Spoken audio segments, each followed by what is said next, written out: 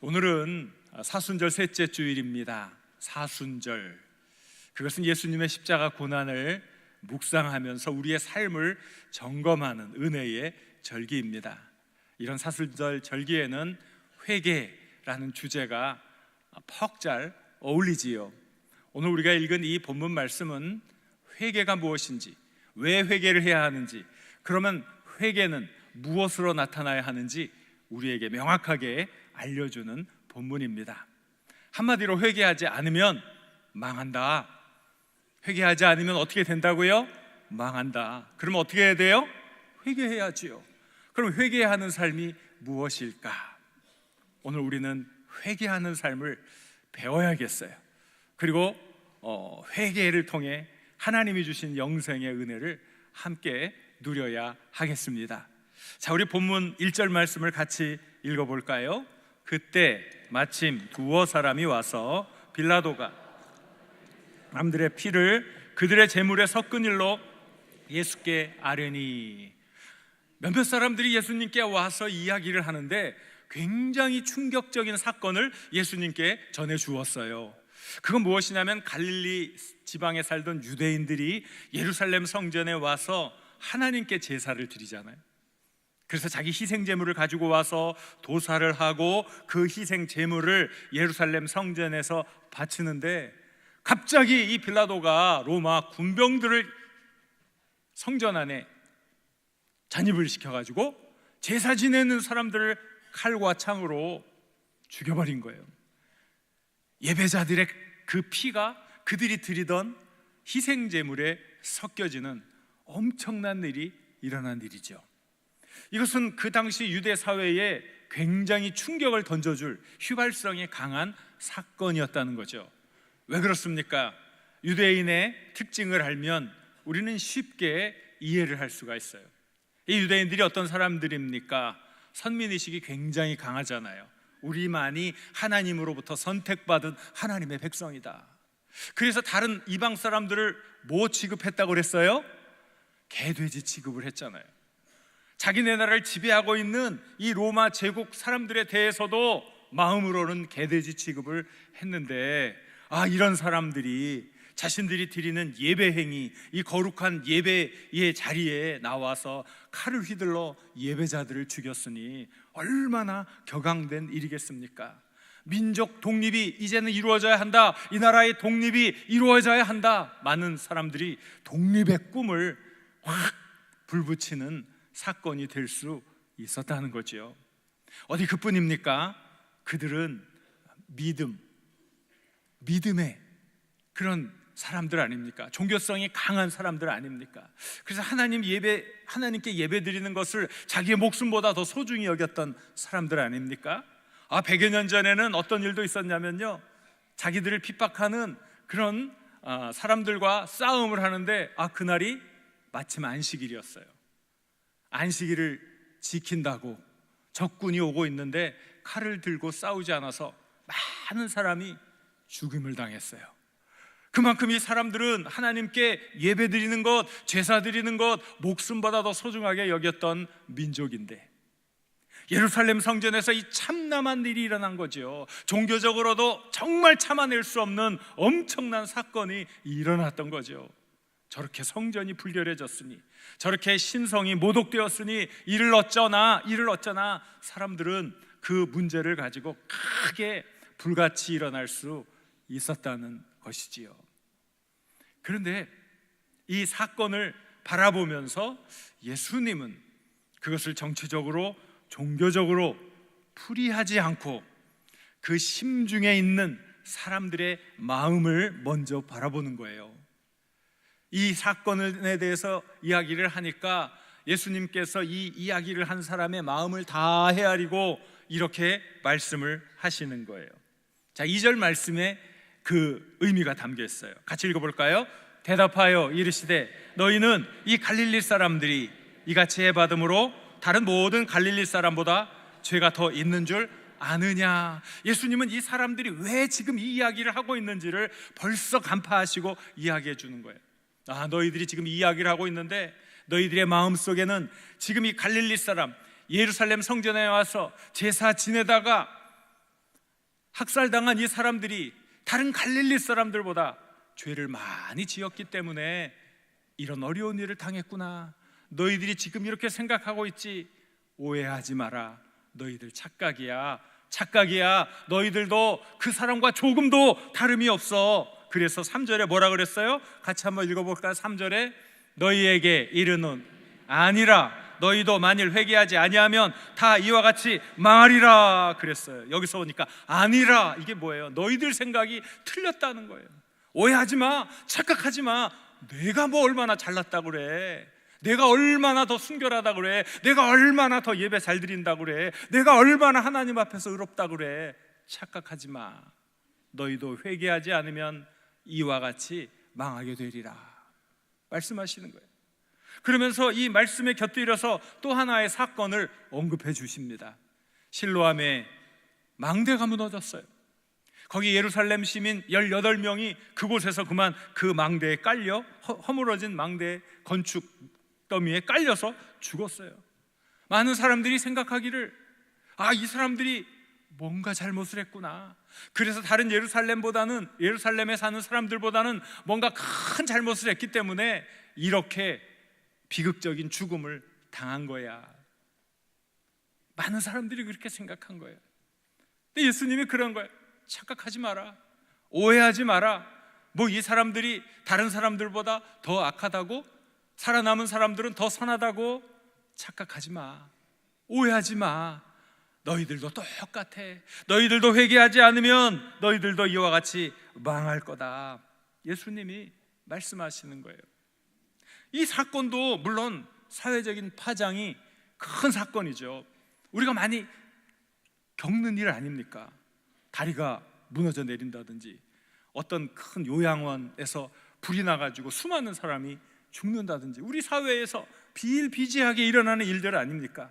이런 큰 대형 참사가 일어나면, 건축물이 붕괴되면 조사가 시작되잖아요. 설계는 잘 되었는지, 시공은 잘 되었는지, 그 사이에 누가 얼마 돈을 떼어먹고 건축 자재를 다른 걸로 바꿔치기 했는지, 그러면서 그런 얘기를 하죠. 건축 업계에 고질적인 병폐가 낳은 일이라고 하면서 막 소리를 높이다가 조금 지나면 어떻게 돼요? 다 잊어버려. 무슨 일이 있었는지도 모르고 다 잊어버려. 어쨌든 이런 사건도 굉장히 사회적인 이슈가 될 수 있는 이런 거죠. 폭발성 있는 이슈들이죠. 그런데 예수님이 이 사건을 보면서 사회적으로 접근하지를 않아요? 종교적으로 접근하지 않아요? 또 민족적으로, 정치적으로 접근하지 않아요? 왜 그럴까? 왜 그럴까?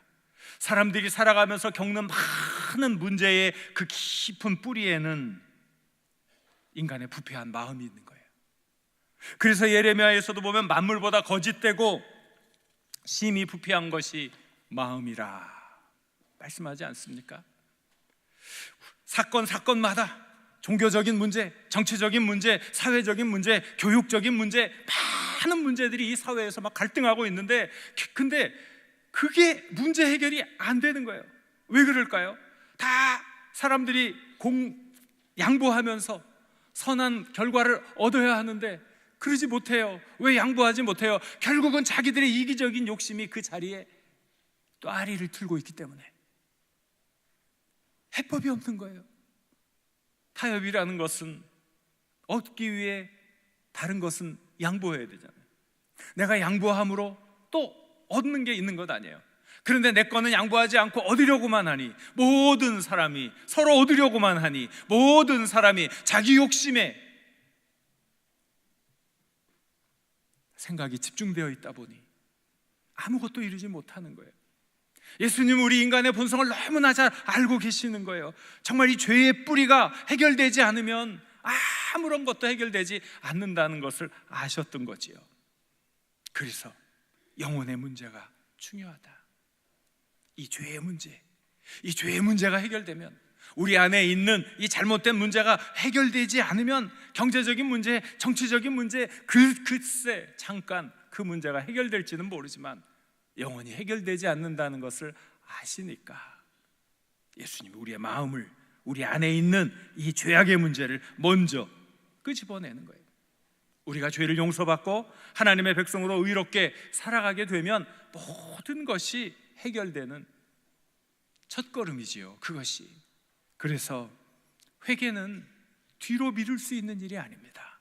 회개는 지금 당장 우리의 삶이 달라져야 하는 거죠. 회개는 정치적인 사건이든 경제적인 사건이든 사회적인 사건이든 천재지변이든 우리가 회개하지 않으면 망한다. 회개하지 않으면 망하는 거예요. 그걸 우리들이 잃어버리면 안 되는 거예요. 우리는 대단히 착각해요. 내가 저 사람보다 조금 더 착하니까 더 잘 살 수 있어. 그렇죠? 저 사람은 나보다 더 악하니까 천벌을 받아야 마땅해 생각하죠. 착각이에요. 오해하지 마세요. 그놈이 그놈이란 말이에요. 내가 착하면 얼마나 착하고 저 사람이 나보다 악하면 얼마나 악하냔 말이에요. 그놈이 그놈인 거예요. 착각하면 안 돼요. 그래서 예수님이 그러는 거예요. 착각하지 마라. 너희도 회개하지 않으면 이와 같이 망하리라. 따라해 보세요. 우리는 50보 100보다 50보 100보예요. 50보 100보 무슨 뜻이에요? 전쟁에 나가서 싸우다가 도망가는데 100보 도망간 놈이 더 많이 도망갔잖아요. 50보 도망가는 놈이 자기는 조금 뒤따라 도망간다고 저놈 때문에 전쟁이 안 돼, 저놈 때문에 나라가 망해, 저놈 때문에 우리 가정이 파탄났어, 저놈 때문에 인생이 이렇게 꼬여. 우리는 다 50보 100보인 거예요. 착각하면 안 되는 거예요. 우리는 아닌 척, 나는 아닌 척 발뺌할 수가 없어요. 우리가 회개하지 않으면 어떻게 된다고요? 회개하지 않으면 망합니다. 회개하지 않으면 죽습니다. 회개하지 않으면 썩어져 버립니다. 회개해야 해요. 회개할 수 있기를 바랍니다. 그럼 회개를 어떻게 해요? 회개는 눈물 콧물 흘리는 게 회개가 아니에요. 회개는 그저 립 서비스 말로 잘못했습니다, 잘못했습니다, 이게 회개가 아니에요. 회개를 배워야 돼요. 예수님이 말씀을 하시지요. 비유를 통해서 어떻게 회개를 해야 하는지. 한 사람이 포도원에 무화과 나무를 심었어요. 이것부터 이상해요. 왜 그럴까요? 아니 포도원에는 뭘 심어야 돼요? 이거 대답 못하는 사람 도대체 뭐야? 벌써 치매 초기 증상을 겪고 있는 거예요. 자, 포도원에 뭘 심어야 돼요? 포도나무를 심어야죠. 근데 포도원에 뭘 심었다고요? 무화과 나무를 심었어요. 이 무화과 나무는 포도만큼 가치가 있어요, 없어요? 없잖아요. 무화과 나무는 그저 아무데나 잘 자라는 나무예요. 성지에도 가보면 길에도 있고 밭에도 있고 산에도 있고 틈틈이 만날 수 있는 나무예요. 포도나무보단 가치가 떨어지는 나무죠. 그런데 이 무화과 나무를 어디에 심었다고요? 포도원에 심었어요. 무슨 의미가 있습니까? 주인의 특별한 기대가 있었다는 거죠. 특별한 기대, 무엇인가 얻고자 하는 기대.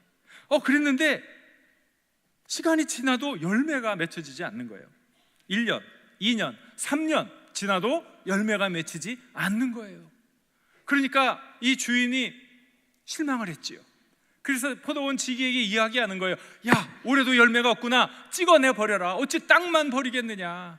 그것 때문에 다른 과실수를 심어 얻을 수 있는 유익까지 내가 잃어버렸으니 이건 정말 악한 거다. 그러니까 이거 찍어 없애버려야 되지 않겠니? 이야기를 합니다.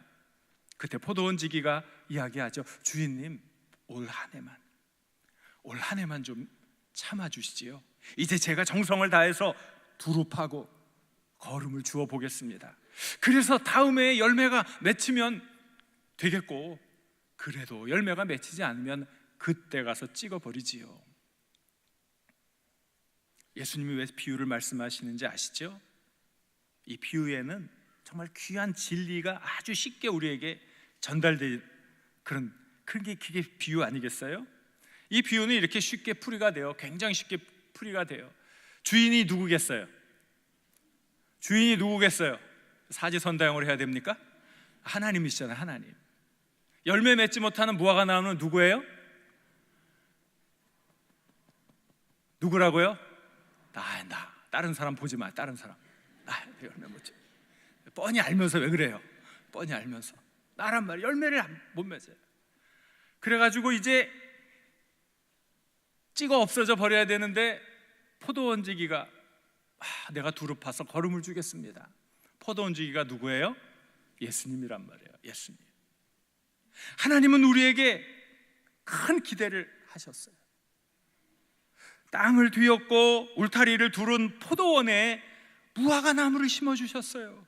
우리에게 대한 특별한 기대가 있었다는 거예요. 그런데 우리는 어찌 살았습니까? 매일매일 사는데 열매가 없어요. 열매가 1년 2년이 아니라는 거예요. 이 부분에 대해서 케네스 베일리라는 신학자는 더 재미있는 설명을 해주는 거예요.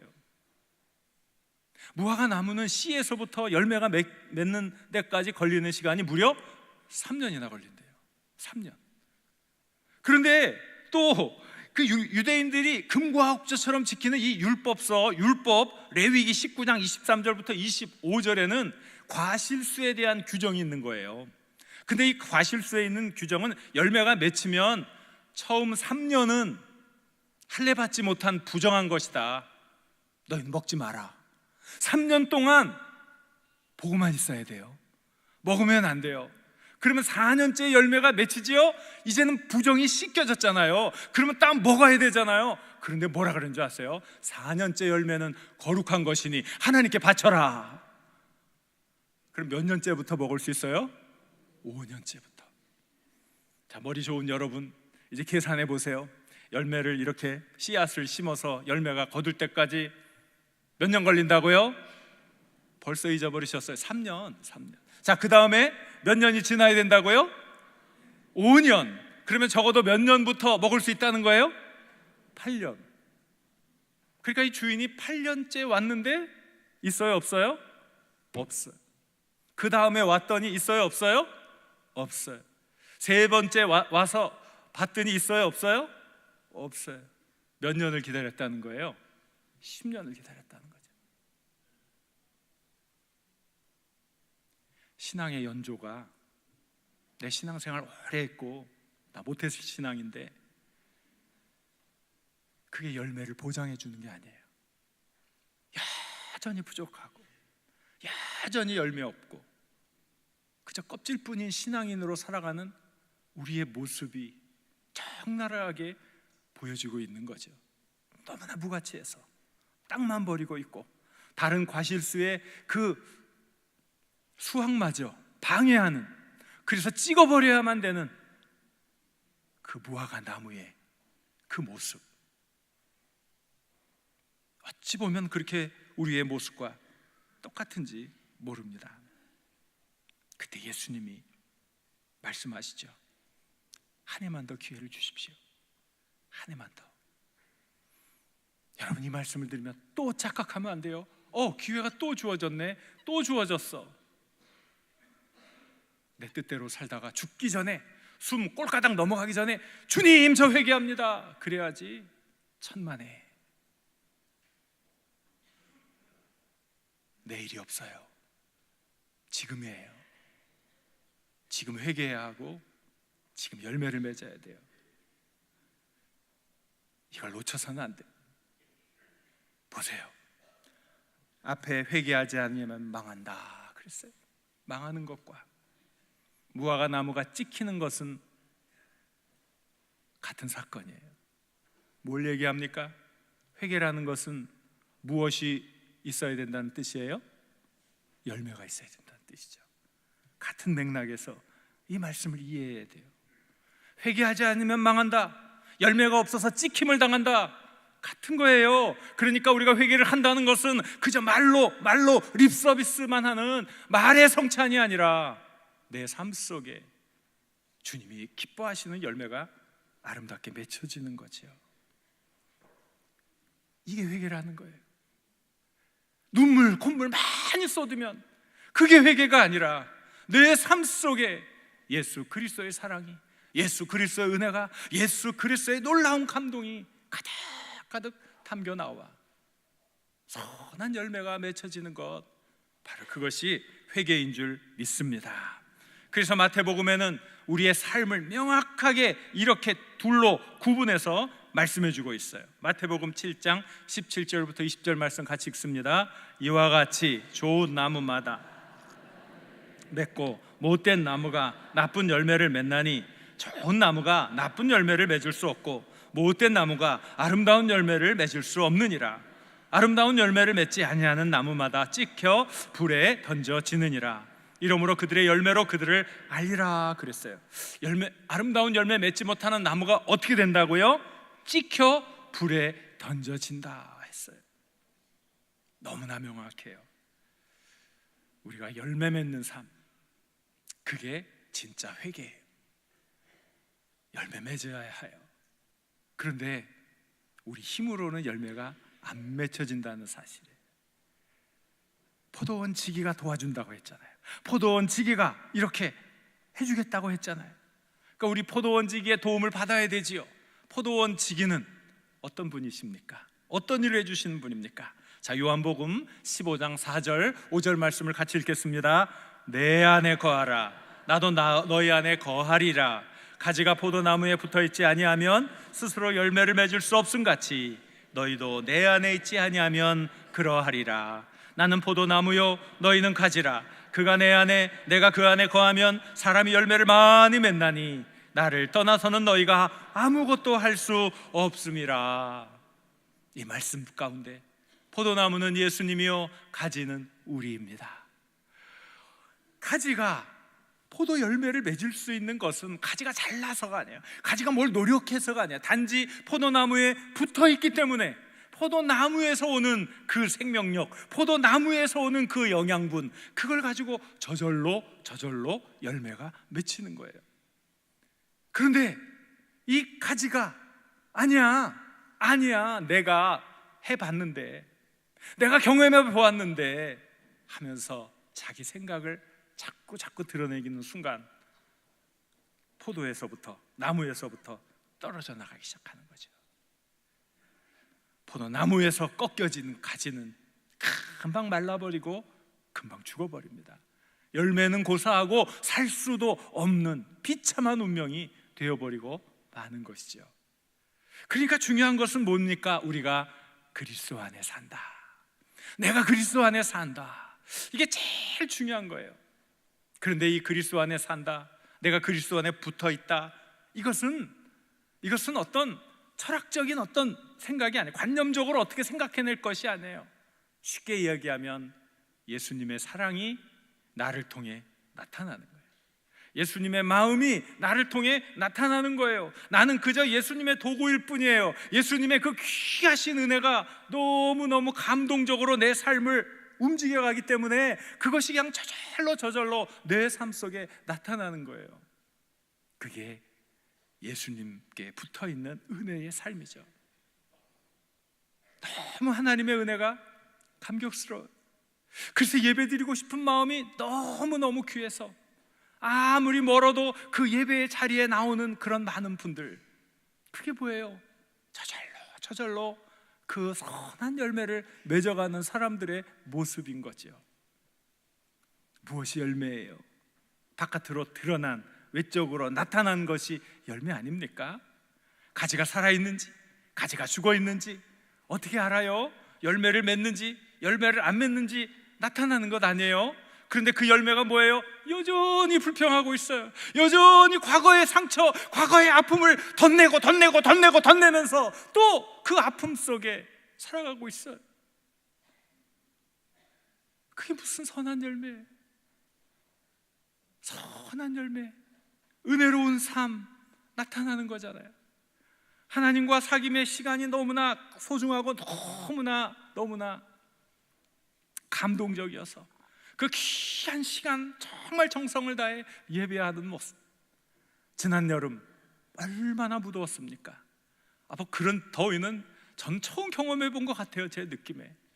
그런데 에어컨도 없는 우리 이 기도실, 여러분 알잖아요. 이 중층 밑에가 기도실이라는 거. 얼마나 더워요. 우리 은퇴하신 장로님 네 분이 시간을 정해놨다고 그 한 시간을 거기서 피지땀을 흘리면서 찬송을 하고 기도하는데 얼마나 제 마음이 울컥하든지요. 너무나 죄송하고 미안한 거예요. 이 무더위에 그 기도실에 들어가서 땀을 펄펄 흘리면서 찬송하고 기도하는 그 장로님의 모습이 얼마나 감동을 주든지요, 얼마나 감사하든지요. 이분 때문에 내 목회가 가능한 거구나. 이분 때문에 우리 교회가 부흥하고 있구나. 이분 때문에 우리 성도들의 삶이 나날이 나아지고 있구나. 그런 생각이 드는 거예요. 너무나 고마운 거예요. 너무나 감사한 거예요. 어떤 분들은 수요일 날 정말 차 많이 막히죠.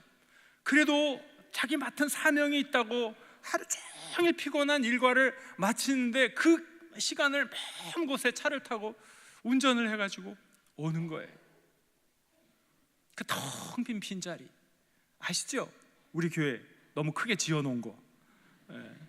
우리 다음 세대에 우리가 죄송하다고 무릎 꿇고 빌어야 돼요. 왜 이렇게 교회를 크게 전한단 말이에요. 수요일 날 보세요. 부끄러워요. 빈자리가 너무 많아서 너무 부끄러워요. 근데 그 자리를 채우겠다고 하나님 드리는 예배 시간을 사모하는 마음으로 그 교통 지옥을 뚫고 와서 예배 드리는 그 한 분 한 분을 볼 때 열매, 그게 열매 아닙니까?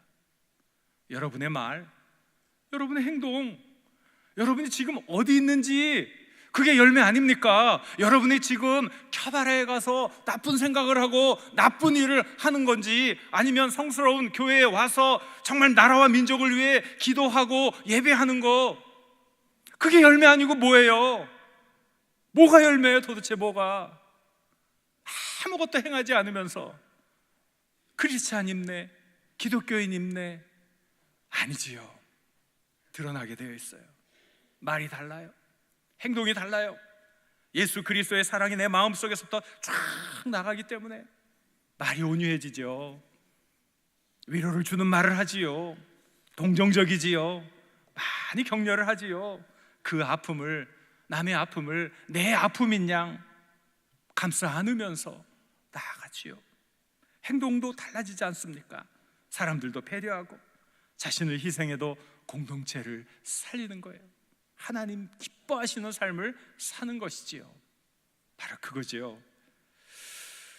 빅톨 위고의 레미제라블, 우리에게는 장발장이라는 이름으로 알려져 있지요. 저도 원장은 못 읽어봤어요. 워낙 방대한 거니까. 그러나 그 스토리는 알잖아요. 그런데 그 스토리를 되씹을 때마다 진한 감동이 오는 거예요. 왜?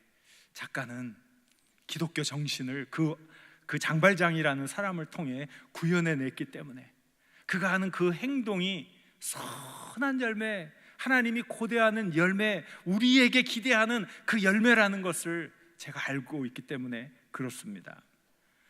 그 주인공 장발장은 대단히 억울한 그 대접을 받는 그런 비참한 처지에서도 정말 언제나 선한 의도를 가지고 다른 사람을 도우려고 노력을 합니다. 배고픈 조카들 위에서 빵덩어리 하나 훔쳤는데 그게 잘못이라고 4년형을 선고받습니다. 감옥에 들어가 있는데 배고픈 조카들이 굶어 죽을까봐 너무나 마음이 아파서 탈옥을 했다고, 몇 번 탈옥했다고 전부 19년형을 선고받습니다. 19년 동안 감옥 생활을 하고, 완전 석방도 아니고 가석방이란 이름으로 나온 사람. 근데 그때 한 신부를 만나 사랑과 용서의 가치를 깨닫게 되고, 어렵고 힘들어도 다르게 살아야겠구나 하는 결심을 하게 되지요. 어떤 가르침, 어떤 교훈보다도 사랑과 선행이 사람을 바꾼다는 사실을 우리에게 일깨워 주는 것 아닙니까? 그러면서 이 어려운 처지에 있는 사람들의 안타까운 사정을 자신의 아픔으로 받아들이고 또 그들을 도와요. 쉬운 길이 있지만 그 쉬운 길을 선택하지 않고 바른 길을 선택하는 거예요. 자신으로 오인되어 체포된 사람이 죽을까봐 자신이 자수합니다. 자신의 신분을 숨기고 오랫동안 최선을 다해 살아 많은 경제적인 부도 얻었고 그 시의 시장이 된 이 장발장이 자수를 하는 거예요. 모든 그 수고, 모든 지위, 그런 것들을 다 포기하면서 억울한 생명이 죽는 것을 안타까워하면서 여전히 그는 계속 남의 아픔과 고통을 외면하지 않고 끌어안고 자신이 아파하는 삶을 사는 거예요. 얼마 전에 이 이야기가 뮤지컬 영화로 다시 만들어졌어요. 너무 재밌어요. 제가 그건 봤어요. 눈물도 많이 흘렸어요. 근데 어느 부분이 정말 저한테 굉장히 마음 깊이 다가왔냐면, 다른 장면이 아니라 이 장발장이 엄마를 잃은 거지 소녀 코제트를 구해오면서 노래를 부르는 장면이에요. 장발장은 부귀영화를 가진 사람이고, 이 거지 소녀는 고아잖아요. 고아. 정말 아무도 돌봐주지 않는 정말 연약한 그 존재잖아요. 그 아이를 그 악의 구렁텅이에서 빼내오는 거 아니에요. 그리고 자기 양녀를 삼는 거 아니에요. 이거 그 아이에게는 굉장한 횡재인데, 그리고 이 장발장 입장에서는 큰 은혜를 베풀어 주는 건 아닙니까? 그런데 장발장이 부르는 노래가 너무 가슴에 사무치는 거예요. 그 아이를 이렇게 데려오면서 노래를 불러요. 뮤지컬이니까 노래를 부르는 거죠. 갑자기 내가 왔구나. 갑자기 시작되었어. 불안한 마음 두 개가 하나로 될 수 있을까? 어제는 혼자였는데 오늘은 내가 내 옆에 있구나. 갑자기 세상이 다르게 보이는구나. 은혜롭고 빛으로 가득한 것처럼 보여. 이런 큰 희망을 어떻게 알게 된 걸까? 과거는 사라지고 새로운 여정이 열리는구나. 이렇게 행복을 느끼게 될 줄 누가 알았을까? 나를 믿고 함께 가졌구나. 내가 태양처럼 내 마음을 덮여주는구나. 너는 내 삶의 선물이란다. 오랫동안 사랑하기를 거부했는데 갑자기 보이는구나. 그동안 보지 않았던 것이. 이 가사가 하나하나 제 마음속에 사무치기 시작하는데 얼마나 큰 감동을 주는지 저는 눈물을 펑펑 흘릴 수밖에 없었어요. 와, 이 모습이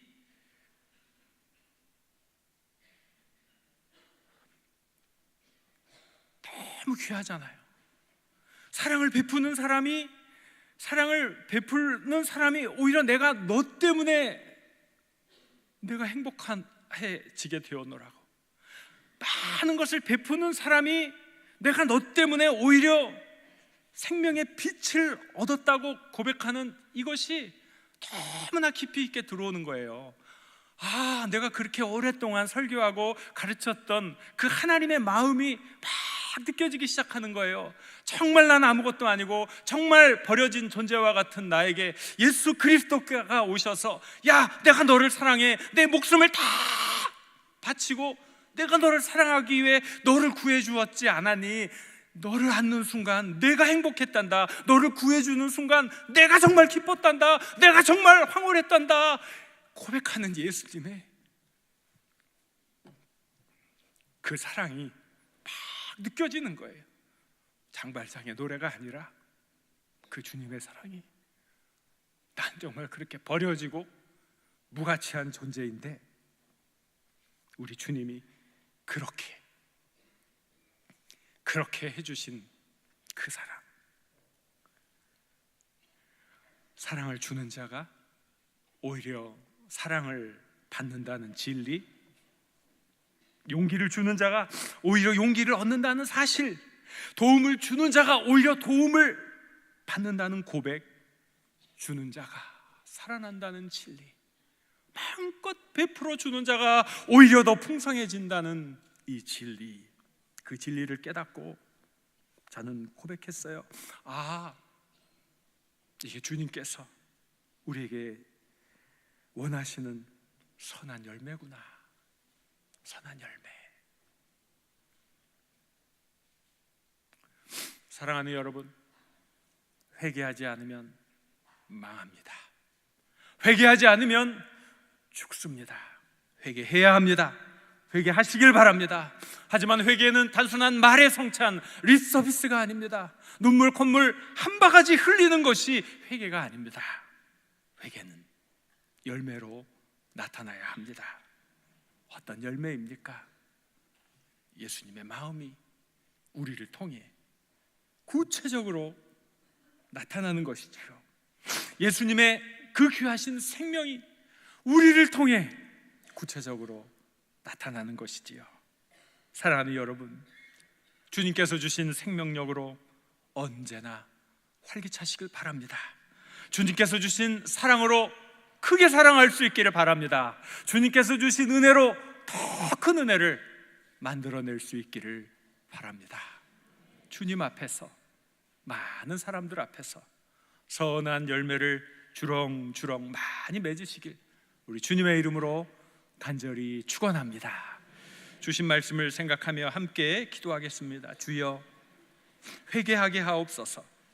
이 악하고 가란 심령 주님의 은혜 아래 회개하게 하시고 주님 기뻐하시는 많은 열매를 맺어 주님께 기쁨이 되는 삶을 살게 하여 주옵소서. 이렇게 주여 하고 기도합니다. 주여.